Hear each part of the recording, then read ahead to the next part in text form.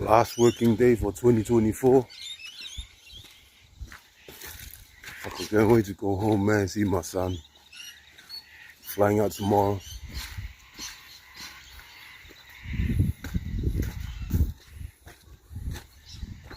Three weeks. Much needed rest, man.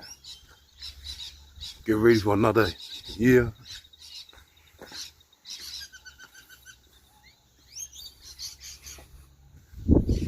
And the grinding don't stop.